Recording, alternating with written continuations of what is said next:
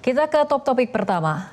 Pemirsa, alat berat dikerahkan untuk mengevakuasi korban yang terjebak reruntuhan bangunan Pondok Pesantren Al-Hozini. Alat berat dioperasikan 3,5 jam lebih awal sebelum masa golden hour berakhir. Langkah ini diambil setelah BNPB melakukan komunikasi dengan keluarga korban terkait upaya evakuasi. Para wali santri menyetujui penggunaan alat berat setelah petugas menjelaskan tidak menemukan lagi tanda kehidupan di balik reruntuhan melalui pantauan drone thermal. Meski menggunakan alat berat, petugas memastikan proses evakuasi dilakukan dengan sangat hati-hati.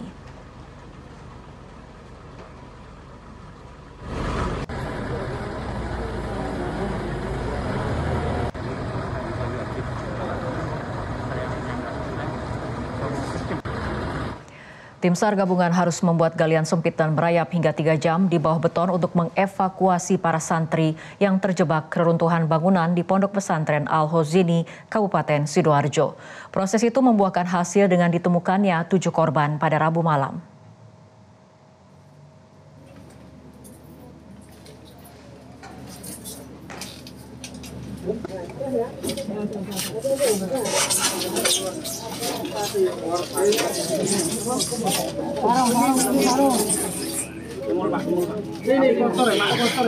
Inilah upaya dan kerja keras tim penyelamat saat mengevakuasi korban reruntuhan bangunan Ponpes Al-Hozini.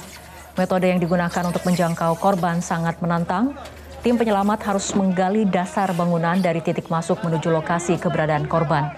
Kondisi galian juga sangat terbatas dengan lebar 80 cm dan diameter 60 cm.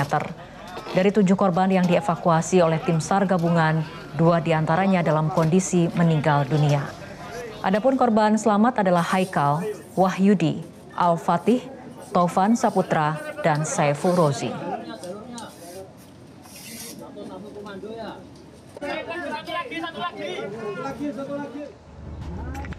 Umurmu berapa? Keberhasilan proses evakuasi korban ini tidak lepas dari kerja keras tim yang menemukan lokasi korban. Setelah mereka ditemukan, tim sempat menjalin komunikasi untuk memotivasi korban. Selain itu, tim juga menyuplai makanan dan minuman agar korban mampu bertahan selama menunggu proses pembukaan akses. Semuanya sakit. Oke, semangat ya. Sabar ya. Sabar. Kamu sabar ya. Sabar ya, Nak ya. Aku Ajes dari Rescue Surabaya ya. Sabar ya, ini usaha. Masuk. Pak Megan, taruhlah. Untuk di situ ya, Bapak di sini. Bisa Pemirsa, 1 jenazah korban reruntuhan bangunan Ponpes Al-Hozini Sidoarjo ditemukan dalam posisi bersujud. Namun korban belum dapat teridentifikasi karena tanpa identitas. Direktur Operasional Basarnas Laksamana Pertama TNI Yudi Bramantio mengatakan awalnya petugas hendak mengevakuasi santri bernama Haikal. Namun ternyata posisinya berdekatan dengan Haikal sehingga harus dievakuasi terlebih dahulu. Korban ditemukan dalam posisi bersujud di sebelah Haikal yang akhirnya berhasil diselamatkan. Korban meninggal tanpa identitas itu dikeluarkan dari reruntuhan bangunan pada Rabu kemarin sekitar pukul 14.42 waktu Indonesia Barat. Jenazah korban kemudian dibawa ke Rumah Sakit Siti Hajar untuk diidentifikasi tim DVI Polda Jatim.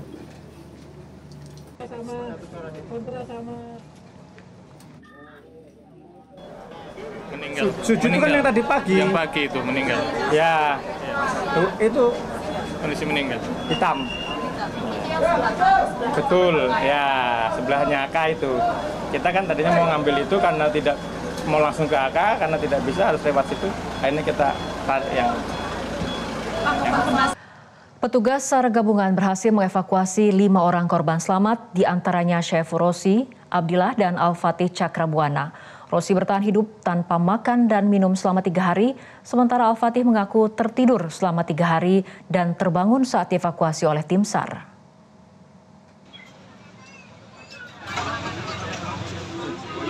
Inilah kedatangan Saiful Rozi Abdillah di IGD RSUD Notopuro Sidoarjo usai diselamatkan oleh tim SAR gabungan dari puing-puing reruntuhan bangunan musola Ponpes Al-Hozini pada Rabu malam.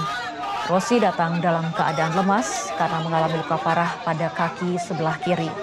Rozi bercerita selama 3 hari dirinya tidak makan dan minum, hanya bisa berdoa agar bantuan segera datang.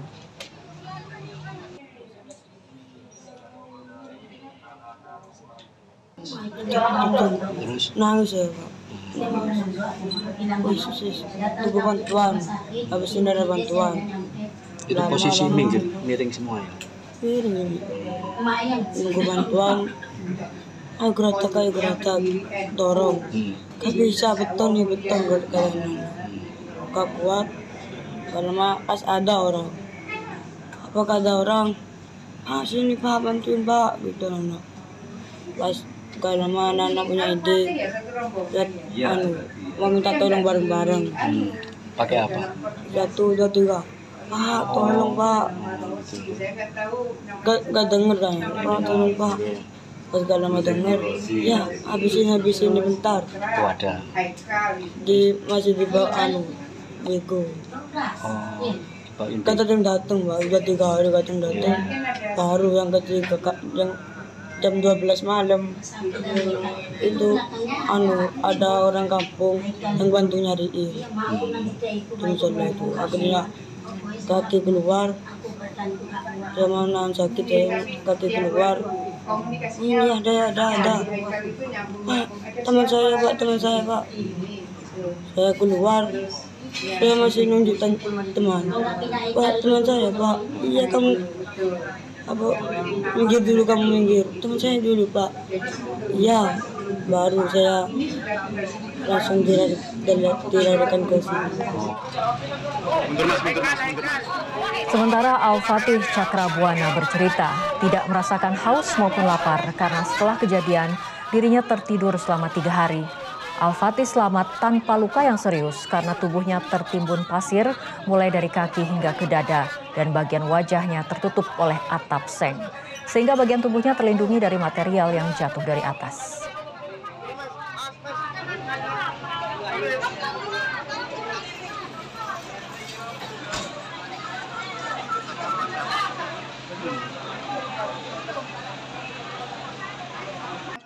Coba ceritakan.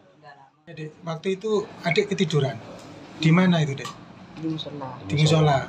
Terus selanjutnya gimana selanjutnya setelah tidur itu? Bangun tidur kayak ada gempa. Terus lari. Terus pingsan. Kena batu mungkin. Bangun-bangun kayak udah gelap. Di sebelah ada teman-teman. Aku tanya, kenapa? Musolanya roboh tadi, kayak ada gempa. Udah gitu. Saya tidur lagi. Terus tidur lagi? Dia ada tanya-tanya cerita. Pas labit tadi.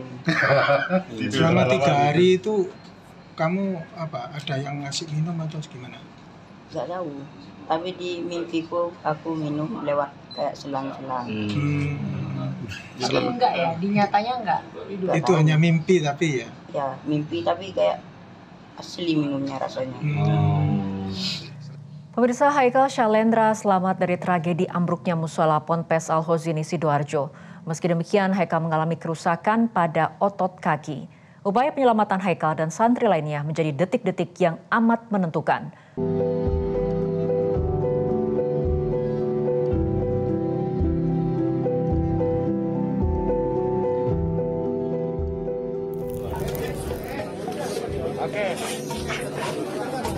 Detik-detik paling menentukan bagi Shalendra Haikal usia 13 tahun adalah ketika petugas berusaha menyelamatkannya setelah sekitar 48 jam tertimpa reruntuhan musola Ponpes Al-Hozini Sidoarjo. Di sebelah Haikal terbaring satu santri lainnya yang telah meninggal dunia. Evakuasi ini dilakukan amat hati-hati.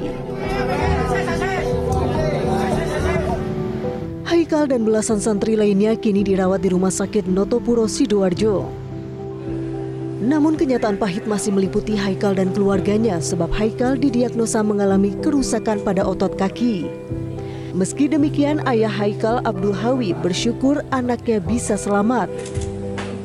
Kalau ceritanya Haikal setelah terjebak waktu jamaah terus bangunan itu runtuh, Haikal semaput, bangun-bangunnya itu Haikal katanya kayak tidur di kasur Pak, kakak Pak gitu, ceritanya saja ya.